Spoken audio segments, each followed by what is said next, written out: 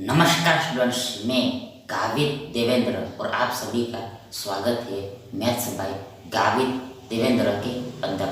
तो आज हम पढ़ेंगे जियोमेट्री यानी ज्यामिति। तो उसमें फर्स्ट क्वेश्चन ऐसा है कि एक्स वाई तथा एक्स जेड एक वृत्त की यानी सर्कल की स्पर्श रेखा यानी टैंजेंट्स है। वृत्त पर आर बिंदु से एक और स्पर्श रेखा एस टी खींची जाती है, ड्रॉ की जाती है, जो एक्स वाई तथा एक्स जेड को क्रमशः रिस्पेक्टिवली एस तथा डी टी बिंदु पर काटती है, कट करती है। यदि एक्स वाई बराबर 9 सेंटीमीटर और टी एक्स बराबर 15 सेंटीमीटर है तो ध्यान आर टी बराबर क्या होगा? 4.5 centimetre, 3 centimetre, 7.5 centimetre and 6 centimetre. देखो सबसे पहले यहाँ पर हमें एक वृत्त खींचना है, एक सर्कल खींचना है, एक वृत्त ड्रॉ करना है, सर्कल खींचना है, एक वृत्त ड्रॉ करना है, सर्कल खींचना। अब यहाँ पर देखो ये वृत्त के बाहर में देखो यहाँ कहीं पर देखो एक्स बिंदु है, एक्स पॉइंट देखो ये हमारा वृत्त हो गया है। देखो ये वृत्त के बाहर में कोई बिंदु कोई पॉइंट एक्स है। अब देखो ये एक्स से हम दो स्पर्श रेखाएं खींचेंगे। मतलब देखो यदि कोई वृत्त है, सर्कल है और सर्कल के बाहर में यानी आउटर में कोई एक पॉइंट है तो ये पॉइंट से हम मैक्सिमम दो स्पर्श रेखाएं खींच सकते हैं। Maximum two chords, two tangents draw कर सकते हैं और दोनों का लेंथ समान होता है। फिर से यदि कोई सर्कल है, सर्कल के बाहर में कोई पॉइंट है तो इस पॉइंट से हम सर्कल के ऊपर मैक्सिमम दो स्पर्श रेखाएं खींच सकते हैं, मैक्सिमम 2 टैंजेंट्स ड्रॉ कर सकते हैं और दोनों की लेंथ इक्वल ही होती है, दोनों स्पर्श रेखा की लंबाई समान होती है। देखो यहाँ पर देखो x एक स्पर्श रेखा, 1 स्पर्श रेखा, 1 टेंजेंट हमने ऐसा खींचा, x से देखो खींचना है, इधर ऐसा खींचा, एक स्पर्श रेखा हमने ऐसा खींचा, दूसरा स्पर्श रेखा ऐसा आएगा, ऐसा आएगा। फिर से देखो ये बाहर में पॉइंट था तो इससे हमने ये वृत्त के ऊपर दो स्पर्श रेखा खींचा। मतलब एक पॉइंट से हम मैक्सिमम दो स्पर्श रेखा खींच सकते। तो ये दोनों हमने खींचा, ये दो स्पर्श रेखा खींचा, दो टेंजेंट खींचा। मतलब देखो ये लाइन देखो यहाँ पर छू रही है, टच कर रही है, ये लाइन ये वृत्त को यहाँ पर टच कर रही है, छू रही, ओनली टच कर रही, ओनली छू रही। तो ये क्या हो गया? पॉइंट ऑफ कांटेक्ट हो गया, स्पर्श बिंदु हो गया। और इसका नेम यहाँ पर एक्स वाई मतलब यहाँ पर वाई है, यानी एक्स वाई हमारा एक स्पर्श रेखा हो गया। दूसरा यहाँ पर पॉइंट ऑफ कांटेक्ट स्पर्श बिंदु देखो ये z है, एक्स जेड यानी जेड एक्स हमारा दूसरा स्पर्श रेखा हो गया, सेकंड टेंजेंट हो गया। अब ये दोनों का लेंथ इक्वल होता है, मतलब ये एक्स वाई बराबर एक्स जेड होगा, एक्स वाई बराबर एक्स जेड होगा, एक्स वाई बराबर एक्स जेड होगा। देखो अब यहाँ पर देखो यहाँ पर हमें एक्स वाई 9 दिया है, देखो एक्स वाई 9 सेंटीमीटर दिया, तो इसका मतलब ये हुआ कि ये एक्स जेड भी 9 सेंटीमीटर ही होगा, ये एक्स जेड भी 9 सेंटीमीटर ही होगा। आगे दूसरा बोला है कि बिंदु आर हमें सर्कल पर लेना है। देखो बिंदु आर को हम यहाँ पर लेते हैं, पॉइंट आर को हम यहाँ पर लेते हैं। अब यहाँ से एक और स्पर्श रेखा खींचनी है, यहाँ से हमें एक और स्पर्श रेखा खींचना है, टेंजेंट ड्रॉ करना है। कौन सा? एस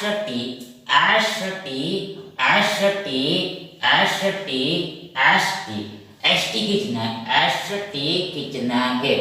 एक और स्पर्श रेखा हमें एस टी खींचना है जो एक्स वाई तथा जेड क्रमशः एस टी बिंदु पर काटती है। मतलब देखो यहाँ पर इसको एक्सटेंड करना है और इसको भी एक्सटेंड करना है, ये दोनों का विस्तार करना। देखो यहाँ पर ये लाइन इसको काटेगा और ये लाइन भी इधर इसको काटेगा और यहाँ पर नेम एस देना है और यहाँ पर टी देना है। मतलब ये एस टी क्या होगा, स्पर्श रेखा हो गया, टेंजेंट हो गया। और देखो यहाँ पर ये पॉइंट ऑफ कांटेक्ट हो गया, ये आर जो है तो ये आर यहाँ पर पॉइंट ऑफ कांटेक्ट यानी स्पर्श बिंदु, ये एस टी का पॉइंट ऑफ कांटेक्ट यानी कि स्पर्श बिंदु ये आर है, पॉइंट आर है, बिंदु आर है। तो इस तरह से हमें डायग्राम ड्रॉ करना था। अब आगे इसमें बोला है कि मतलब यहाँ पर कुल मिला के टोटल देखो यहाँ पर 3 स्पर्श रेखा है, ये एक है, ये दूसरे है और ये तीसरे है।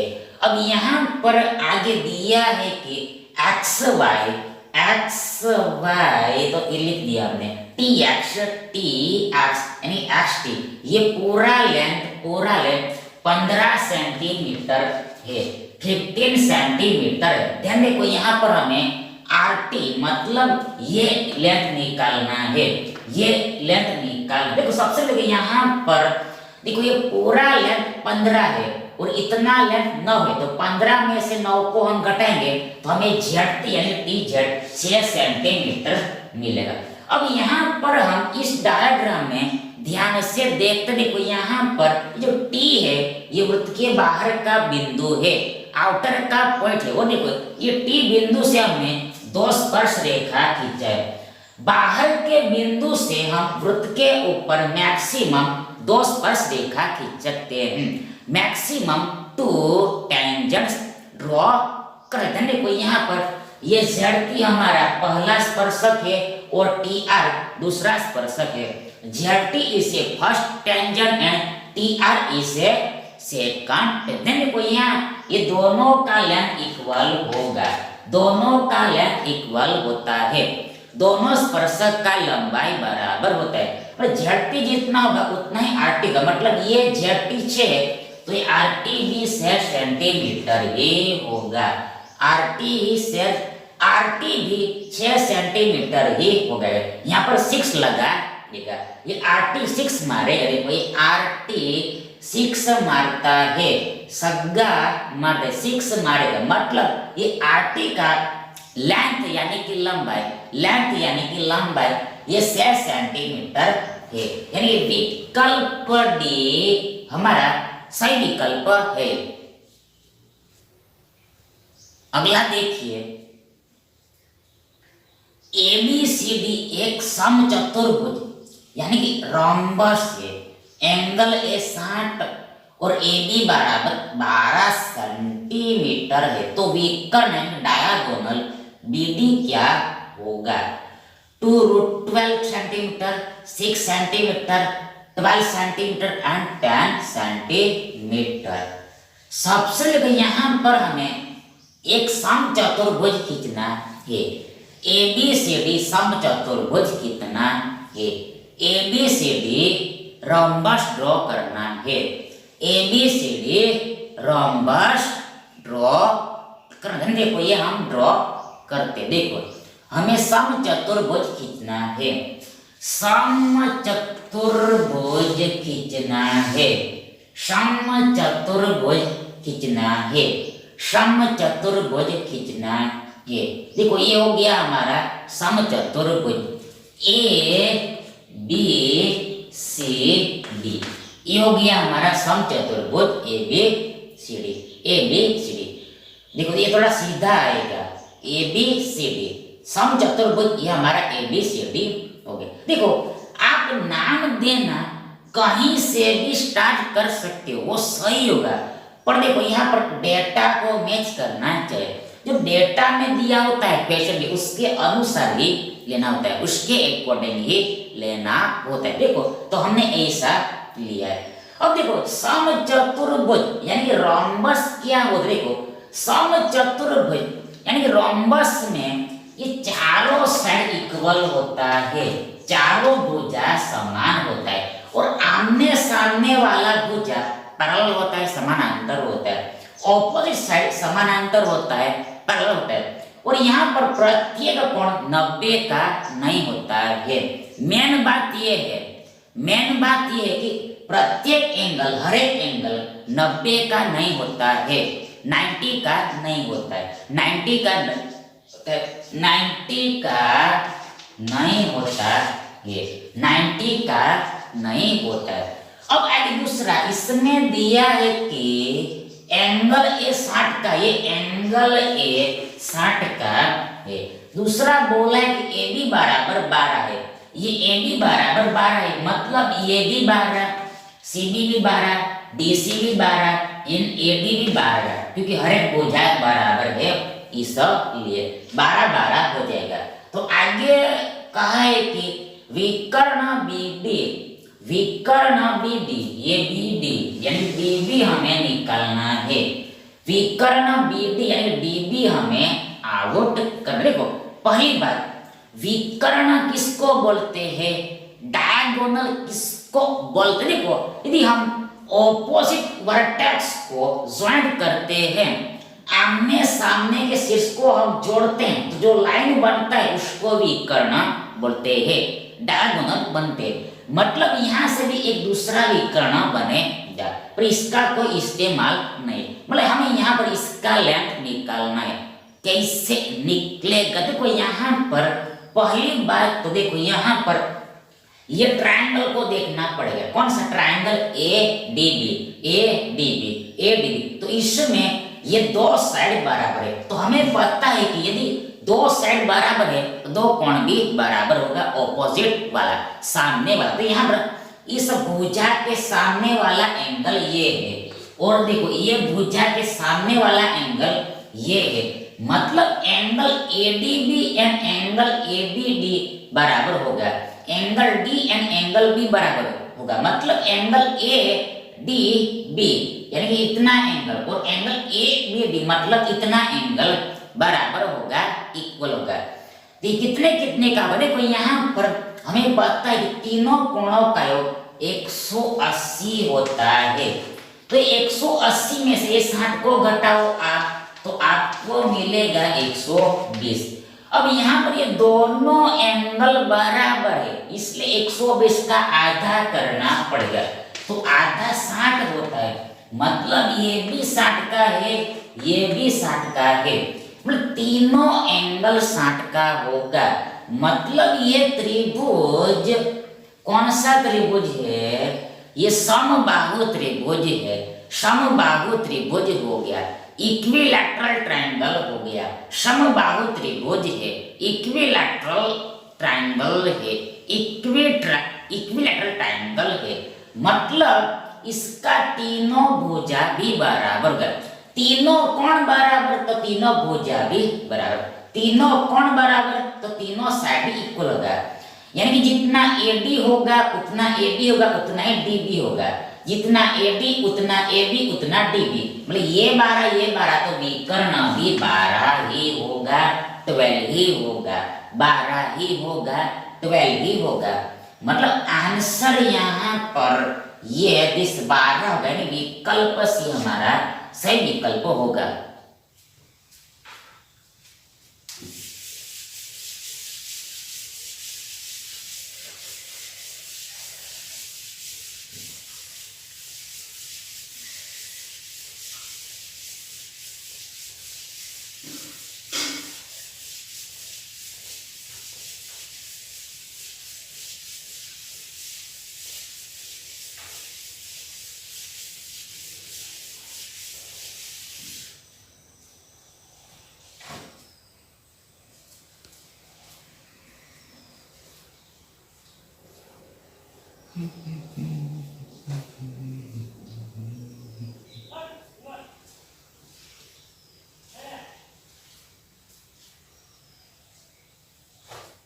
नेक्स्ट क्वेश्चन देखिए, दो समद्वि यानी आइसोसेलेस त्रिभुज ट्रायंगल्स के शीर्ष कोण यानी वर्टेक्स एंगल बराबर है, इक्वल है, उनके यानी कि वो क्षेत्रफलों का यानी एरियाज का अनुपात यानी रेशियो 9:16 है। तो उनकी ऊंचाइयों के हाइट्स का अनुपात यानी रेशियो क्या होगा?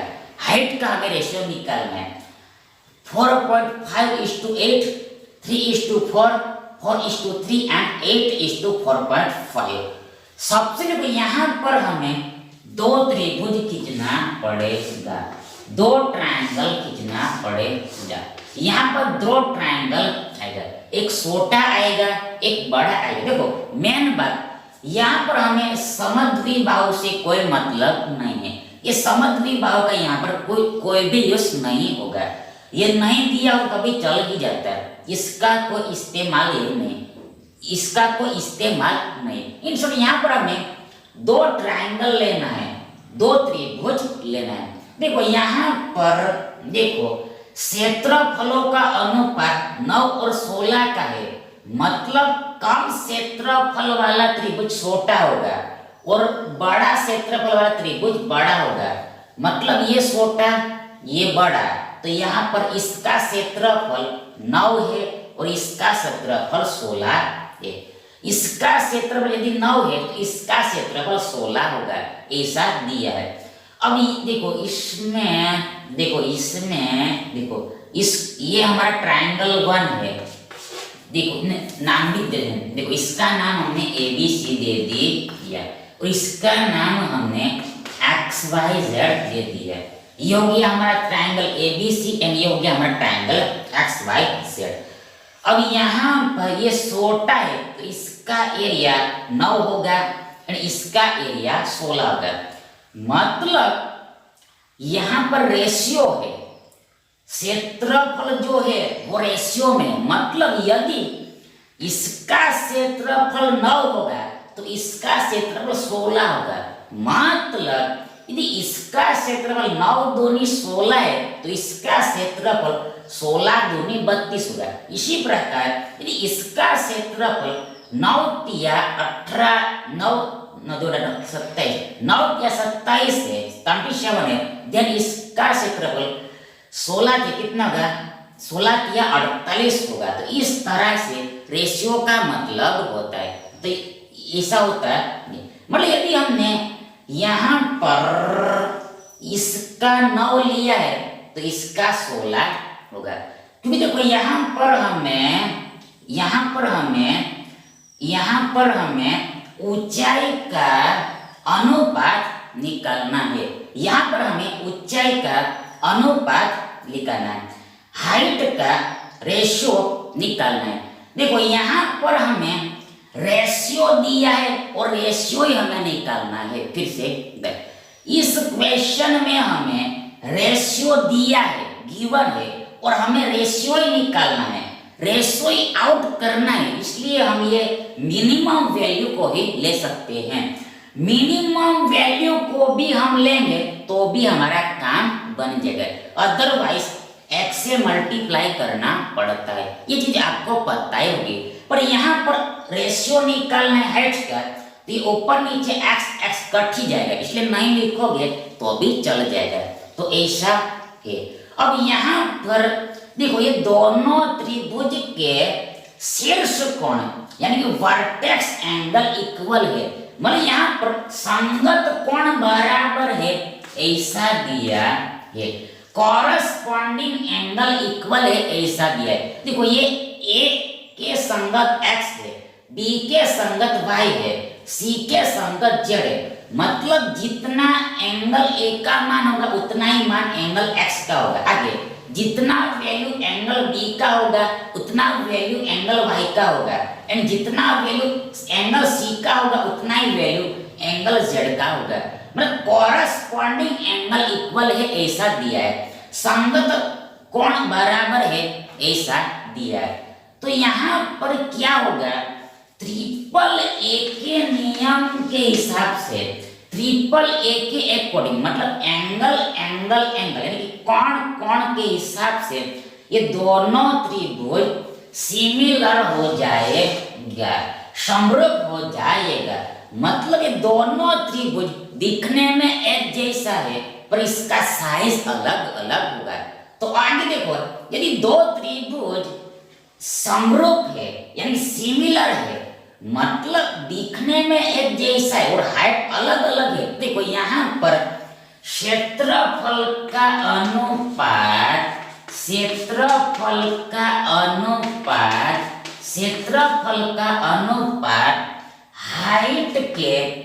हाइट के वर्ग के अनुपात के बराबर होता है। किसे?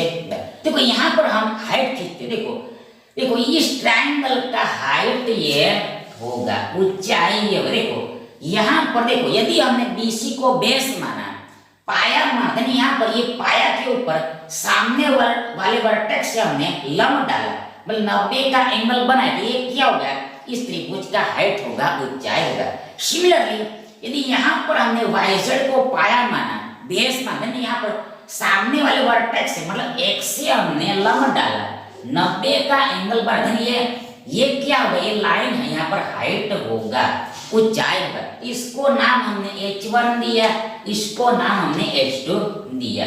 यहाँ पर नाम आप दे सकते हो, यहाँ पर नाम दे दो E और यहाँ पर A। देन इस ट्रायंगल का हाइट A ही है, इसका नाम H1 दिया है हमने, और इस ट्रायंगल का हाइट XF होगा और इसका नाम हमने H2 दिया है। तो यहाँ पर क्या होता है? यदि दो त्रिभुज समरूप है, सिमिलर है, तो देखो यहाँ पर ये क्षेत्रफल का रेशियो उनके ऊंचाई के वर्ग के हाइट के स्क्वायर के रेशियो के बराबर होता है। क्षेत्रफल का अनुपात उनके हाइट के स्क्वायर के अनुपात यानी रेशियो के इक्वल ही होता है। तो इसका यहाँ पर यूज करना है, इस्तेमाल करना है। तो आगे देखो, यहाँ पर आगे ध्यान रखो, देखो यहाँ पर देखो यहाँ पर हमने देखो पहले ही बोल दिया, यहाँ पर हमने पहले ही बोल दिया, यदि यहाँ पर ये triangle ABC and triangle XYZ का रेशियो यानी अनुपात, देखो यहाँ पर ये 9:16 दिया है, मतलब 9/16। Triangle ABC and triangle XYZ का अनुपात यानी रेशियो ये 9:16 है, 9/6। यदि यहाँ पर हमने x से मल्टीप्लाई किया होता, x से गुणा किया, तभी ये कैंसल ही हो जाता, वो ठीक हो जाता, कैंसल ही हो जाता, डिलीट ही हो जाता, कैंसल ही हो जाता, डिलीट ही हो जाता। इसलिए लिखने का कोई मतलब नहीं है। आगे बराबर देखो यहाँ पर हमें हाइट का रेशियो निकालना है, ऊंचाई का अनुपात निकालना है। देखो इसलिए देखो यहाँ पर ये वर्ग को हटाना पड़ेगा। तो कैसे हटाए? देखो सबसे देखो यहाँ पर ये H1 square divide H2 square को हम H1 divide H2 whole square ऐसे, फिर से एक बार, ये H1 square divide H2 square को हम ये H1 divide H2 whole square ऐसे लिखते हैं, मतलब दोनों के ऊपर वर्ग है, तो हम ऐसे हम लिख सकते हैं, मतलब पूरे का वर्ग करके हम लिख सकते हैं, पूरे को हम ऐसा स्क्वायर दे सकते हैं, वर्ग दे सकते हैं। यहाँ पर आगे देखो यहाँ पर वर्गमूल के अंदर 9/16 बराबर H1/H2 होगा, मतलब इधर वर्ग हटेगा, दूसरी तरफ वर्गमूल लगेगा। आगे therefore देखो यहाँ पर 9 का वर्गमूल 3 होता है और 16 का वर्गमूल 4 होता है, मतलब ये वर्गमूल दोनों संख्याओं को पर्टिकुलर लगेगा और इक्वल यहाँ पर H1/H2 है, मतलब H1 and H2 का रेशियो यानी अनुपात 3 और 4 का होगा। H1 and H2 का रेशियो यानी अनुपात 3 and 4 का होगा। यानी कि देखो इसका मतलब ये होगा कि यदि इस त्रिभुज का हाइट 3 होगा तो इस त्रिभुज का हाइट 4 होगा। आगे यदि इस त्रिभुज का हाइट 3 दूनी 6 होगा तो इस त्रिभुज का हाइट 4 दूनी 8 होगा। सिमिलरली आगे यदि इस त्रिभुज का हाइट 3 तिया 9 होगा, इस त्रिभुज का 4 तिया 12 होगा। डॉट डॉट डॉट ऐसे आप अनंत तक समझ सकते हो। इन शॉर्ट इसका 3 तो इसका 4 होगा।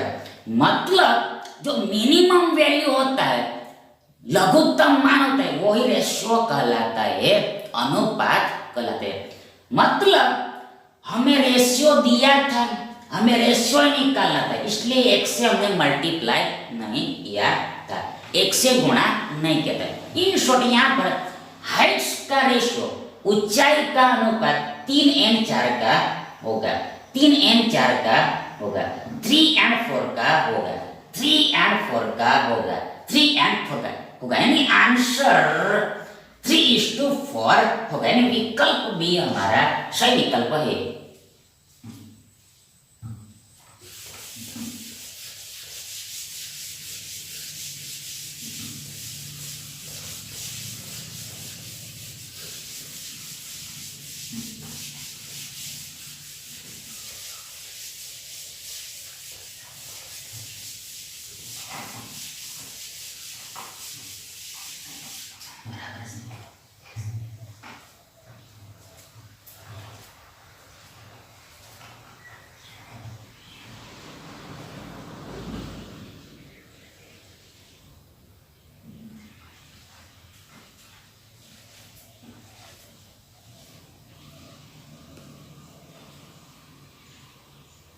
अगला देखिए, एक चतुर्भुज यानी कि क्वाड्रिलैटरल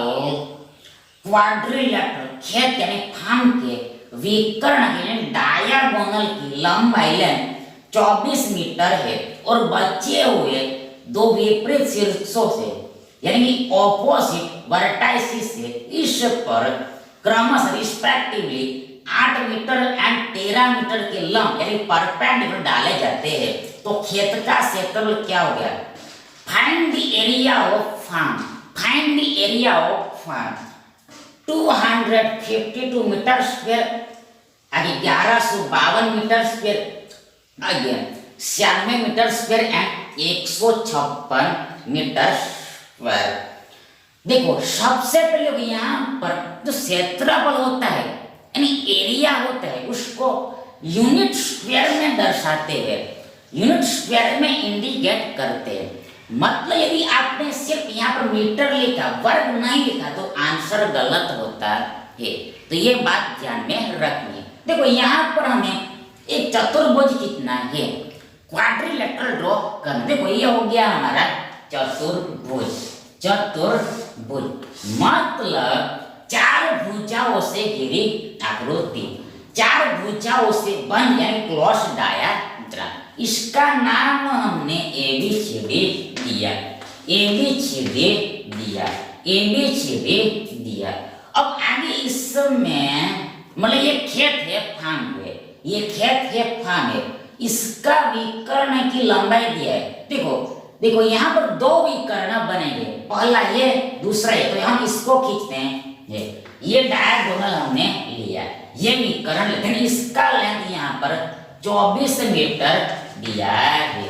आगे दूसरा बोला है कि बचे हुए 2 शीर्षों से मतलब ए एंड सी से इस पर लंब डाला जाता है, परपेंडिकुलर डाला जाता है। फिर से ये जो विकर्ण है इस पर ये ए बिंदु से एंड सी बिंदु से लंब डाला जाता है, परपेंडिकुलर ड्रॉ किया जाता है। मतलब देखो यहाँ पर ये ए बिंदु से इस पर हमने लंब डाला, मतलब इसके साथ 90 का एंगल बनाया। और दूसरा सी से भी ऐसा काम करना है, मतलब सी से ऐसा लंब बनेगा, यहाँ पर 90 का एंगल बनेगा। ये डायगोनल पर हमने सी से लंब डाला यानी 90 का एंगल बनाया। अब देखो इसका लेंथ यहाँ पर 8 एंड 13 दिया है, बड़ा का 13 होगा, बड़ा कौन सा दिख रहा है, इसको हम बड़ा लेते हैं, इसका लेंथ 13 है और इसका 8 होगा। इस लंब का लंबाई 8 है और इस लंब का लंबाई यानी लेंथ 13 है। बड़े का बड़ा आएगा, छोटे का छोटा आएगा। अब आगे यहाँ पर बोला है कि हमें इस खेत का यानी चतुर्भुज का एरिया निकालना है, क्षेत्रफल निकालना है। देखो यहाँ पर देखो यहाँ पर ये दो ट्रायंगल का यूज करना पड़ेगा, ट्रायंगल DAB एंड दूसरा DCB, DAB एंड DCB, ये दोनों ट्रायंगल का एरिया निकालना पड़ेगा, जोड़ना पड़ेगा। ये दोनों ट्रायंगल का एरिया निकालना पड़ेगा, ज्वाइंट करना, देन ये पूरे का एरिया आउट हो जाएगा। तो सबसे पहले यहाँ पर देखो क्षेत्रफल निकालने का, ट्रायंगल का क्षेत्रफल निकालने का फॉर्मूला सूत्र 1/2 गुणा गुणा बेस गुणा हाइट होता है। फिर से ट्रायंगल का एरिया निकालने का कॉमन सूत्र 1/2 इंटू बेस इंटू हाइट होता है। मतलब 1/2 गुणा बेस यानी पाया यानी आधार गुणा h मतलब हाइट मतलब ऊंचाई होता है। तो इसका यूज 2 बार करना है। तो आगे बराबर इक्वल, देखो यहाँ पर इस ट्रायंगल का एरिया हम लिखते हैं, इस ट्रायंगल का एरिया लिखते हैं। देखो देखो दोनों को हमें जोड़ना है, ऐड करना है। देखो इस ट्रायंगल का क्षेत्रफल 1/2 गुणा गुणा 24 गुणा ये 8 होगा। फिर से इस ट्रायंगल का क्षेत्रफल DAB का क्षेत्रफल 1/2 गुणा 24 गुणा 8 होगा। कैसे देखो यहाँ पर 1/2 का 1/2 गुणा गुणा बेस क्या होगा, देखो यहाँ पर DB यानी विकर्ण बेस होगा जो 24 था, और इसके ऊपर का लंब, देखो लंब ही ऊंचाई होता है, परपेंडिकुलर ही हाइट होता है। तो यहाँ पर हाइट ये लंब यानी 8 है, तो इसका क्षेत्रफल निकल गया। प्लस हमें ऐड करना है, प्लस करना है, ऐड करना है। देखो यहाँ पर इसका क्षेत्रफल सेम टू सेम, देखो यहाँ पर 1/2 गुणा 24 गुणा यहाँ पर 13 आएगा।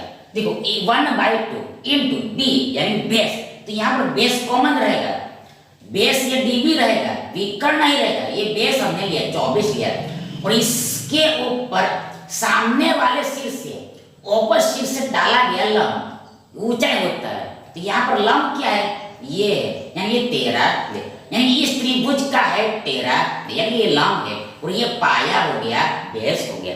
मतलब पाए का ऊपर, पाए के ऊपर लंब होना चाहिए, ये बेस के ऊपर परपेंडिकुलर होना चाहिए। तो ऐसा क्षेत्रफल यहाँ पर मिलेगा। अब ये दोनों को जोड़ना है। देखो ये यहाँ पर हमारे पास ये एक पद है पूरा, और ये दूसरा पद है। हमारे पास टोटल ये 2 टर्म्स है, दोनों में से देखो ये 1/2 गुणा 24 कॉमन निकलेगा। 1/2 इंटू 24, 1/2 इंटू 24 कॉमन निकलेगा। मतलब प्लस हो या माइनस हो, प्लस हो चाहे माइनस हो, वो बाउंड्री होता है, हद होती। मतलब यहाँ पर मानी उससे वहां पर से वहां पर से वहां पर से टर्म्स अलग होते हैं, टर्म्स विखुटे पड़ जाते हैं, टर्म्स टर्म्स टर्म्स टर्म्स मिलते प्राप्त। मतलब देखो यहाँ पर प्लस है, प्लस है मतलब प्लस के एक तरफ का पूरा एक पद हो गया, और प्लस के दूसरी तरफ का दूसरा पद हो गया। देखो प्लस या फिर माइनस हो तो बाउंड्री होता है, मतलब प्लस के एक तरफ का एक पद, प्लस के दूसरी तरफ का दूसरा पद है। मतलब ये पूरा पद है, ये दूसरा पद है। मतलब गुणा पद, गुणा बाउंड्री नहीं होता है, गुणा बाउंड्री नहीं होता है, प्लस या फिर माइनस ही होता है। तो यहाँ पर दोनों में से ये 1/2 इंटू 24 कॉमन निकला, यानी यहाँ पर पहले पद में हमारे पास ये 8 बचा, प्लस दूसरे पद में यानी इसमें से हमारे पास 13 बचा। तो आगे बराबर इक्वल, देखो यहाँ पर ये 24 में 2 से 12 बार में भाग लगेगा, यानी देखो 12 दूनी 24 होता है। ये 24 2 से 12 टाइम्स में डिवाइड होगा, तो यहाँ पर हमें 12 मिलेगा बाहर में, और अंदर देखो यहाँ पर 13 और 8 21 होगा, 21 होगा। कैसे, 13 में हमने 7 जोड़ा तो 20 होगा, पर यहाँ पर 8 एक ज्यादा है इसलिए 21 आएगा, और यहाँ पर बीच में मल्टीप्लाई छुपा हुआ होता है। यहाँ पर बीच में इंटू हिडन हुआ है, इसलिए आगे बराबर इक्वल। देखो यहाँ पर हमें गुणा करना है। देखो सबसे पहले यहाँ पर ये 21 को हम 20 10 10 10 10 प्लस 1 ऐसे लिखते हैं। किस तरह ये 21 को हम ये शॉर्टकट में हम गुणा कर रहे हैं। देखो यहाँ पर ये 21 को हम 10 प्लस 1 ऐसे लिखते हैं। यहाँ पर देखो 12 दाई 120 प्लस 12 दाई 120 प्लस 12 एकम 12, मतलब गुणा इतना ही होगा। 12 गुणा 10 120, 12 गुणा 10 120 और 12 गुणा 1 12 ही होगा। तो ये एडिशन के बराबर ये गुणा होगा। देन यहाँ पर बराबर इक्वल 120 120 240 और 240 और 12 240 और 12 240 एंड 12 252 होगा, 252 होगा। और ये क्या दर्शा रहा है? इस क्षेत्रफल एरिया है, तो इसको यूनिट स्क्वायर में इंडिकेट करते हैं, इकाई के वर्ग में लिखते हैं। तो यहाँ पर यूनिट क्या है? यूनिट यहाँ पर मीटर है, मीटर है, मतलब यहाँ पर मीटर स्क्वायर आएगा। यूनिट स्क्वायर इकाई का वर्ग मतलब मीटर का वर्ग आएगा, मीटर स्क्वायर आएगा, मीटर स्क्वायर आएगा, मीटर का वर्ग आएगा। और इससे वर्ग मीटर ऐसे भी बोलते हैं, वर्ग मीटर ऐसे भी बोलते हैं, स्क्वायर मीटर ऐसे भी बोलते हैं। मतलब पहले वर्ग को भी मतलब पहले वर्ग ऐसे भी बोलते हैं। देखो हम क्या अभी बोल रहे हैं? हम अभी मीटर स्क्वायर बोल रहे थे पहले, तो इसको हम रिवर्स भी बोल सकते हैं, मतलब पहले स्क्वायर भी बोल सकते हैं, यानी स्क्वायर मीटर ऐसे भी बोल सकते हैं। देखो दोनों तरफ से हम बोल सकते हैं, मीटर स्क्वायर ऐसे भी बोल सकते हैं, या फिर वर्ग मीटर, हिंदी में वर्ग मीटर स्क्वायर मीटर ऐसे भी बोल सकते हैं। यदि वर्ड्स में हम बोलेंगे तो वर्ग मीटर ऐसे भी बोल सकते हैं, या फिर मीटर स्क्वायर, मतलब कई तरह से इसको बोला जाता है। मीटर स्क्वायर ऐसे भी या फिर वर्ग मीटर ऐसे, मतलब ये दो तरीका तो होता है, ये दो तरीका मेन होता है, ये दो तरीका मेन होता है। तीसरा आपको यदि पता चलता है तो हमें बता देना, मतलब मीटर स्क्वायर या फिर स्क्वायर मीटर ऐसे भी बोल सकते हैं। मतलब यहाँ पर यदि आपने सिर्फ मीटर ही लिखा, वर्ग नहीं लिखा तो गलत होता है, आंसर गलत होता है, इसलिए स्क्वायर लिखना जरूरी होता है। तो यहाँ इन शॉर्ट इस फॉर्म का यानी चतुर्भुज क्वाड्रिलेटरल का एरिया यानी क्षेत्रफल 252 है, 252 होगा, यानी विकल्प ए हमारा सही विकल्प है। Thank you.